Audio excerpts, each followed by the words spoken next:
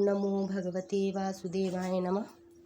बृहस्पतिवार के दिन जो स्त्री पुरुष व्रत करें उसको चाहिए कि वह दिन में एक ही बार भोजन करें और बृहस्पति भगवान का इस दिन पूजन होता है। भोजन पीले चने की दाल आदि का करें, परंतु नमक नहीं खावें। पीले वस्त्र पहने, पीले ही फलों का प्रयोग करें, पीले चंदन से पूजन करें। पूजन के बाद प्रेम पूर्वक गुरु महाराज की कथा सुननी चाहिए। इस व्रत को करने से मन की इच्छाएं पूर्ण होती हैं और बृहस्पति भगवान प्रसन्न होते हैं। धन, पुत्र, विद्या तथा मनवांछित फलों की प्राप्ति होती है। परिवार को सुख तथा शांति मिलती है। इसलिए यह व्रत सर्वश्रेष्ठ है और अति फलदायक है। सब स्त्री पुरुषों के लिए यह व्रत करना चाहिए। इस व्रत में केले का पूजन होता है। कथा और पूजन के समय मन, क्रम, वचन से शुद्ध होकर जो इच्छा हो बृहस्पति देव से प्रार्थना करनी चाहिए और उसकी इच्छाओं को बृहस्पति देव अवश्य पूर्ण करते हैं, ऐसा मन में दृढ़ विश्वास रखना चाहिए। बृहस्पतिवार की कथा। एक समय की बात है कि भारतवर्ष में एक नृपति राजा राज्य करता था। वह बड़ा प्रतापी और दानी था। वह नृत्य प्रति मंदिर में दर्शन करने जाता था। वह ब्राह्मण और गुरु की सेवा किया करता था। उसके दरवाजे से कोई भी निराश होकर नहीं लौटता था तथा प्रत्येक गुरुवार को वैद्य पूजन किया करता था। हर एक गरीबों की सहायता करता था, परंतु यह सब बातें उसकी रानी को अच्छी नहीं लगती थी। वह न व्रत करती और न ही किसी को एक पाई तक दान में देती थी तथा राजा से भी ऐसा करने को मना किया करती थी। एक समय की बात है कि राजा शिकार खेलने जंगल में गए। घर पर रानी और रानी की दासी थी। उस समय बृहस्पति देव एक साधु का रूप धारण कर उसके दरवाजे पर भिक्षा मांगने गए तथा भिक्षा मांगी तो रानी कहने लगी, हे साधु महाराज, मैं इस दान पुण्य से तंग आ गई हूँ। मुझसे तो घर का कार्य समाप्त नहीं होता। इस काम के लिए तो मेरे पतिदेव भी बहुत हैं। अब आप इस प्रकार की कृपा करें कि यह सब धन नष्ट हो जावे और मैं आराम से रह सकूं। साधु बोले, हे देवी, तुम तो बड़ी विचित्र हो। संतान और धन से कोई दुखी नहीं होता, इसको सभी चाहते हैं। पापी भी पुत्र और धन की इच्छा करता है। अगर आपके पास धन अधिक है तो भूखे मनुष्य को भोजन कराओ, प्याऊ लगवाओ, ब्राह्मणों को दान दो, धर्मशाला बनवाओ, कुआं, तालाब, बाड़ी, बाग, बगीचा आदि का निर्माण कराओ, निर्धन मनुष्यों को, कुंवारी कन्याओं का विवाह कराओ और अनेकों यज्ञ आदि कर्म करो। इस प्रकार के कर्मों से आपकी कुल और नाम इस लोक में सार्थक होगा तथा स्वर्ग की प्राप्ति होगी। मगर वह रानी इन बातों से खुश न हुई। वह बोली, हे साधु महाराज, मुझे ऐसे धन की आवश्यकता नहीं जिससे मैं और ही मनुष्यों को दान दूं तथा रखने उठाने में मेरा सारा समय ही बर्बाद हो जाए। साधु ने कहा, हे देवी, तुम्हारी ऐसी इच्छा है तो ऐसा ही होगा। मैं तुम्हें बताता हूँ, वैसा ही करना। बृहस्पतिवार के दिन अपने घर को गोबर से लीपना, अपने केशों को धोना, केशों को धोते समय स्नान करना, राजा से कहना वह हजामत करवाए, भोजन में मांस मदिरा खाना। इस प्रकार 7 गुरुवार करने से तुम्हारा सब धन नष्ट हो जाएगा। रानी ने साधु के वचनों के अनुसार वैसा ही किया। 3 गुरुवार ही बीते थे कि उसका संपूर्ण धन नष्ट हो गया और भोजन के लिए भी अन्य समय बड़ी मुश्किल के लिए तरसने लगे, सांसारिक भोगों से दुखी रहने लगे। तब वह राजा रानी से कहने लगा कि रानी, तुम यहाँ पर रहो, मैं दूसरे देश को जाऊँ, क्योंकि यहाँ मुझे सभी लोग जानते हैं, इसलिए कोई कार्य भी नहीं कर सकता। देश चोरी परदेश भी भरा बना। ऐसा कहकर राजा परदेश को चला गया। वहाँ जंगल को जाता और लकड़ी काट कर लाता और शहर में बेचता। इस प्रकार जीवन व्यतीत करने लगा। इधर राजा के घर रानी और दासी दुखी रहने लगी। किसी दिन भोजन मिलता और किसी दिन जल पीकर रह जाती। एक दिन रानी और दासी को 7 रोज बिना भोजन के व्यतीत हो गए। तो रानी ने अपनी दासी से कहा, हे दासी, यहाँ पास के नगर में मेरी बहन रहती है, वह अधिक धनवान है। इस कारण तू उसके पास जा और उससे 5 सेर बेजर मांग ला, जिससे कुछ समय के लिए गुजर हो जाएगी। इस प्रकार रानी की आज्ञा मानकर दासी उसकी बहन के पास गई, परंतु रानी की बहन उस समय पूजन कर रही थी, क्योंकि उस दिन बृहस्पतिवार था। जब दासी ने रानी की बहन को देखा और उससे बोली, हे रानी, मुझे तुम्हारी बहन ने भेजा है, मेरे लिए 5 सेर बेजर दे दो। इस प्रकार दासी ने यह बात अनेक बार कही, परंतु रानी ने कुछ उत्तर नहीं दिया, क्योंकि वह उस समय बृहस्पति की कथा सुन रही थी। इस प्रकार जब बांदी को किसी प्रकार का उत्तर नहीं मिला तो वह बहुत दुखी हुई एवं क्रोध भी आया और लौटकर अपने गाँव व रानी के पास आकर बोली, हे रानी, तुम्हारी बहन तो बहुत बड़ी आदमी है, वह छोटे मनुष्यों से बात भी नहीं करती, इसलिए मैंने उससे कहा तो उसने मेरी बात को कोई उत्तर नहीं दिया। मैं वापस चली आई। रानी बोली, हे दासी, इसमें उसका कोई दोष नहीं है। जब बुरे दिन आते हैं तब कोई सहारा नहीं देता। अच्छे बुरे का पता तो आपत्ति काल में ही लगता है। जो ईश्वर की इच्छा होगी वही होगा, यह हमारे भाग्य का दोष है। उधर रानी ने देखा कि बहन की दासी आई थी, परंतु मैं उसे नहीं बोली। इससे वह बहुत दुखी हुई होगी। यह सोच कथा को सुन विष्णु भगवान का पूजन समाप्त कर रानी बहन के घर चल दी और जाकर अपनी बहन से कहने लगी, हे बहन, मैं बृहस्पतिवार का व्रत कर रही थी, तुम्हारी दासी गई, परंतु जब तक कथा होती तब तक ना उठते हैं ना बोलते, इसलिए ना बोली। क्यों दासी क्यों गई थी? रानी बोली, बहन, हमारी अनाज नहीं था। वैसे तुमसे कोई बात छिपी तो नहीं है, इस कारण मैंने दासी को तुम्हारे पास 5 शेर भेजा लेने के लिए भेजा था। रानी बोली, बहन देखो, बृहस्पति भगवान सबकी मनोकामना पूर्ण करते हैं। देखो, शायद तुम्हारे घर में नाज रखा हो। इस प्रकार का वचन जब रानी ने सुना तो घर के अंदर गई और उसे एक घड़ा भिजर का भरा मिला। तब तो रानी और दासी बहुत खुश हुई और दासी कहने लगी, हे रानी देखो, वैसे हमको भोजन नहीं मिलता तो हम रोज ही व्रत करते हैं। अगर इनसे व्रत की विधि और कथा पूछ ली जाए तो हम भी व्रत किया करेंगे। तब उस रानी ने अपनी बहन से कहा, हे बहन, बृहस्पतिवार की व्रत की कथा कैसे है तथा व्रत कैसे करना चाहिए। रानी की बहन ने कहा, गुरुवार के व्रत में चने की दाल मुनक्का से विष्णु भगवान के केले की जड़ में पूजन करें, दीपक जलावें, पीला भोजन करें तथा कहानी सुने। इस प्रकार करने से गुरु भगवान प्रसन्न होते हैं, अन्न पुत्र धन देते हैं, मनोकामना पूर्ण करते हैं। इस प्रकार रानी और दासी ने निश्चय किया कि बृहस्पति भगवान का पूजन अवश्य करेंगे। 7 रोज बाद जब बृहस्पतिवार के दिन आए तो उन्होंने बतरा का घुड़साल में जाकर चना गुड़ बीन लाई तथा उसकी दाल से केले की जड़ का तथा विष्णु भगवान को पूजन किया। अब भोजन पीला कहाँ से आवे, बेचारी बड़ी दुखी हुई, परंतु उन्होंने व्रत किया था, इस कारण गुरु भगवान प्रसन्न थे। 2 थालों में सुंदर पीला भोजन लेकर आए और दासी को देकर बोले, हे दासी, तुम्हारे और रानी के लिए भोजन है, तुम दोनों करना। दासी भोजन पाकर बड़ी प्रसन्न हुई और रानी से बोली, चलो रानी जी भोजन कर लो। रानी को इस विषय में कुछ पता नहीं था, इसलिए वह दासी से बोली, तू ही भोजन कर, क्योंकि तू हमारी व्यर्थ में हंसी उड़ाती है। दासी बोली, एक महात्मा हम दोनों को भोजन दे गया है। रानी कहने लगी, वह तेरे लिए ही दे गया है, तू ही भोजन कर। दासी ने कहा, वह महात्मा हम दोनों को 2 थालों में भोजन दे गया है, इसलिए हम तुम दोनों ही साथ साथ भोजन करेंगी। इस प्रकार रानी और बांदी ने गुरु भगवान को नमस्कार कर भोजन प्रारंभ किया तथा अब वह प्रत्येक बृहस्पतिवार को गुरु भगवान का व्रत और विष्णु पूजन करने लगी। बृहस्पति भगवान की कृपा से फिर रानी व दासी के पास धन हो गया। रानी उसी प्रकार आलस्य करने लगी। तब दासी बोली, देखो रानी, तुम पहले भी इसी प्रकार आलस्य करती थी, तुम्हें धन रखने में कष्ट होता था, इस कारण सभी धन नष्ट हो गया। अब गुरु भगवान की कृपा से धन मिला है, तुम्हें फिर आलस्य होता है।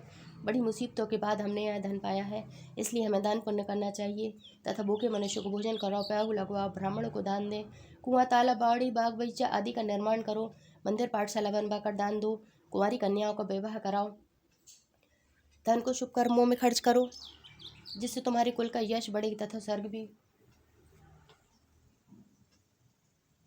प्राप्त हो और पितर प्रसन्न हो। तब रानी ने इसी प्रकार के कर्म करने आरंभ कर दिए। तब काफ़ी यश फैलने लगा। एक दिन रानी और दासी विचार करने लगी, ना जाने राजा किस प्रकार होंगे, उनकी कोई खबर नहीं।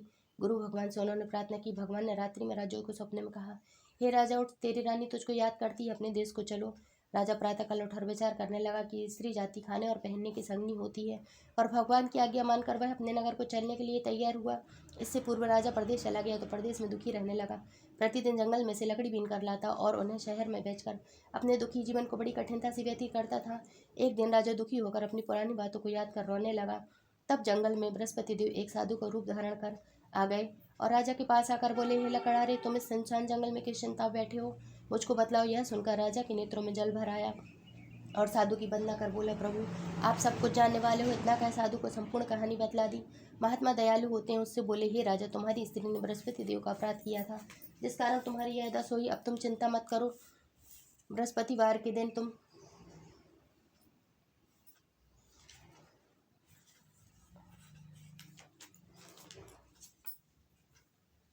भगवान तुम्हें पहले से ही धनवान करेगा। देखो, तुम्हारी स्त्री ने बृहस्पतिवार का व्रत आरंभ कर दिया है और तुम मेरा कहा मानकर बृहस्पतिवार के व्रत करके चने की दाल गुड़जल रोटी में डालकर केले का पूजन करो और कथा कहो, भगवान तेरी सब मनोकामनाओं को पूर्ण करेगा। साधु को प्रसन्न देखकर राजा बोले, हे प्रभु, मुझे लकड़ी बेचकर इतना पैसा नहीं मिलता जिससे भोजन के उपरांत कुछ मंगा सकूं। मैंने रात्रि में अपनी रानी को व्याकुल देखा है, मेरे पास कुछ भी नहीं जिससे उसकी मैं खबर मंगा सकूं, और फिर मैं कौन सी कहानी कहूँ, यह मुझको कुछ भी नहीं मालूम है। साधु ने कहा, तुम किसी बात की चिंता मत करो। बृहस्पतिवार के दिन तुम रोजाना की तरह लकड़ियां लेकर शहर को जाओ, तुम्हें दुगना धन प्राप्त होगा तथा भली भांति पूजा कर लोगे तथा भोजन कर लोगे तथा बृहस्पति देव की पूजा का सामान भी आ जाएगा। और बृहस्पति देव की कहानी निम्न प्रकार से है। प्राचीन काल में एक ब्राह्मण रहता था, वह बहुत निर्धन था, उसकी कोई संतान नहीं थी। उसकी स्त्री बहुत मलिनता के साथ रहती थी, वह स्नान न करती, किसी देवता का पूजन न करती, प्रातःकाल उठते ही सर्वप्रथम भोजन करती, बाद में कोई अन्य कार्य करती थी। इससे ब्राह्मण देवता बहुत दुखी थे, बेचारे बहुत कुछ कहती, परंतु उसका कोई परिणाम न निकला। भगवान की कृपा से ब्राह्मण की स्त्री के कन्या रूपी रत्न पैदा हुआ। वह कन्या अपने पिता के घर बड़ी होने लगेगी। वह बालिका प्रातः स्नान करके विष्णु भगवान का जाप करने लगी। बृहस्पतिवार का व्रत करने लगी। अपने पूजा पाठ को समाप्त करके स्कूल जाती तो अपनी मुट्ठी में जौ भर कर ले जाती और पाठशाला के मार्ग में डालती जाती। ये जो स्वर्ण के हो जाते तो लौटते समय उनको बीन का घर ले आती थी। एक दिन वह बालिका सूप में सोने को जो फटक कर साफ कर रही थी, उस समय उसके पिता ने देख लिया और कहा, बेटी, सोने को जो फटकने के लिए सोने का सूप होना चाहिए। दूसरे दिन बृहस्पतिवार था। इस कन्या ने व्रत रखा और बृहस्पतियों से प्रार्थना करके कहा, हे प्रभु, मैंने आपकी पूजा सच्चे मन से की हो तो मेरे लिए सोने का सूप दे दो। बृहस्पति देव ने उसकी प्रार्थना स्वीकार कर ली। रोजाने की तरह वह कन्या जौ फैलाती हुई जाने लगी। जब लौटकर जौ बीन रही थी तो बृहस्पति देव की कृपा से सोने का सूप मिला। उसे वह घर ले आई और उससे जौ साफ करने लगी, परंतु उसकी माँ का भय ढंग रहा। एक दिन की बात है कि वह कन्या सोने की चूप में सोने को जो साफ कर रही थी। उस समय उस शहर का राजपुत्र वहां होकर निकला।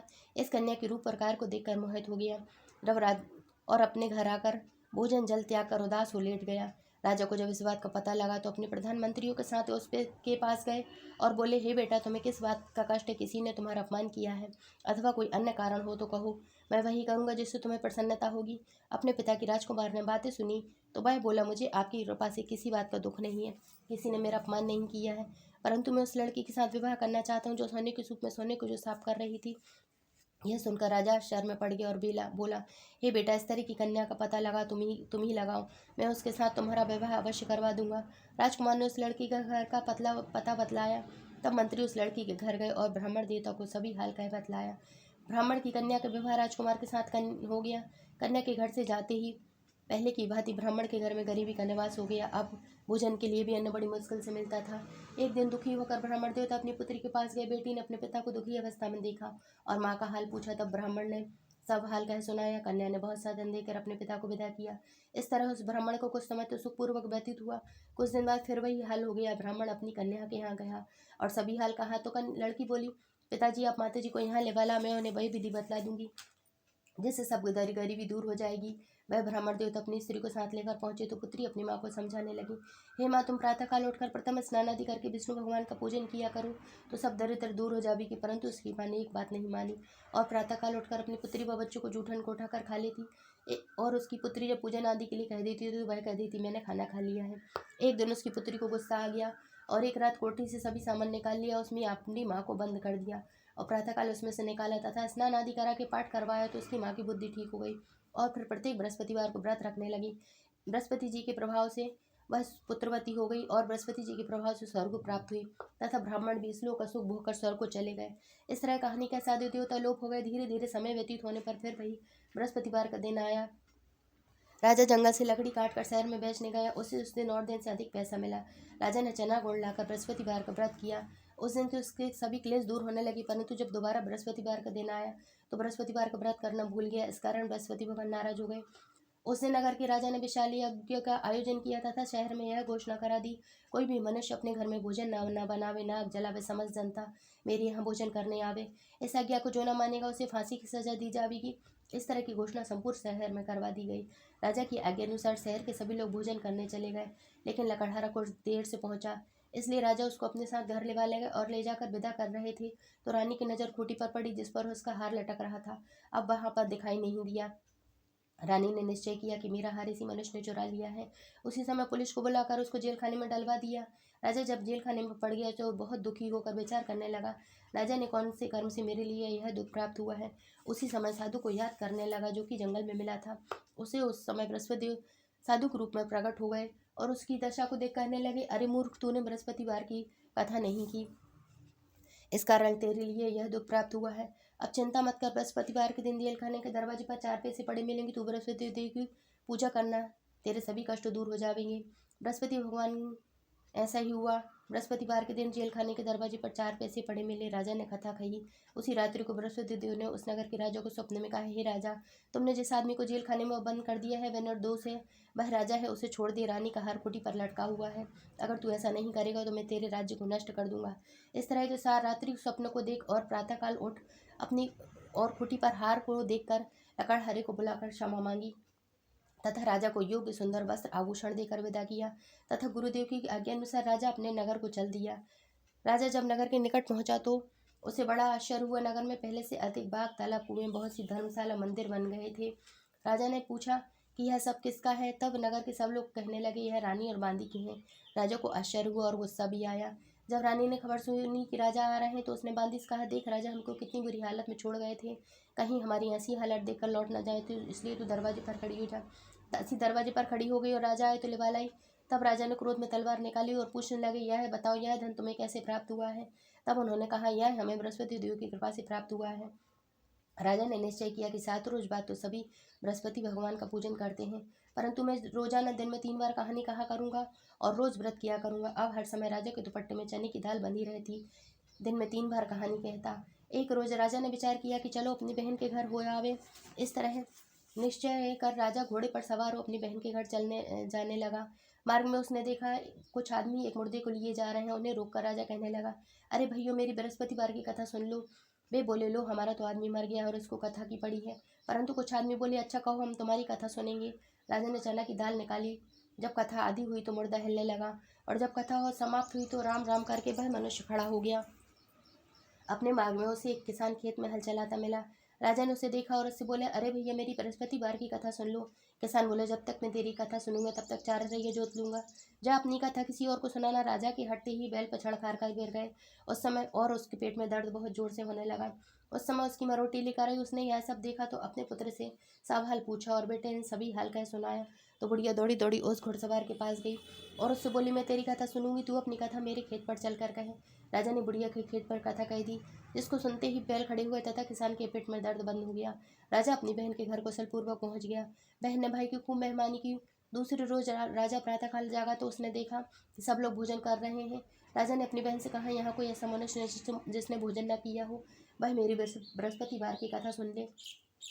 बहन बोली, हे भैया, यह देश ऐसा ही है, यहाँ लोग भोजन पहले करते हैं, बाद में कोई अन्य कार्य करते हैं। अगर पड़ोस में हो तो देखा हूँ। ऐसा कहकर देखने चली गई, परंतु उसे ऐसा व्यक्ति नहीं मिला जिसने भोजन न किया हो।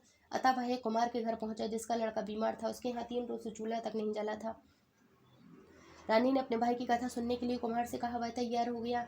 राजा ने जाकर बृहस्पतिवार की कथा कही, जिसको सुनकर उसका लड़का ठीक हो गया। अब तो राजा की प्रशंसा होने लगी। एक रोज राजा ने अपनी बहन से कहा, हे बहन, हम अपने घर को जाएंगे, तुम भी तैयार हो जाओ। राजा की बहन ने अपनी सास से कहा। सास बोली, हाँ चली जा, परंतु अपने लड़कों को मत ले जाना, क्योंकि तेरे भाई की कोई औलाद नहीं है। बहन ने अपने भाई से कहा, मैं तो चलूंगी, परंतु कोई बालक नहीं जाएगा। राजा बोला, जब कोई बालक नहीं जाएगा, तुम ही चलकर क्या करोगी? बड़े दुखी मन से राजा अपने नगर को लौट आया। राजा ने अपनी रानी से कहा, हम निर्वंशी राजा हैं, हमारा मुँह देखने का धर्म नहीं है, और कुछ भोजन आदि नहीं किया। रानी ने बोला, हे प्रभु, बृहस्पति देव ने हमें सब कुछ दिया है, औलाद भी अवश्य देंगे।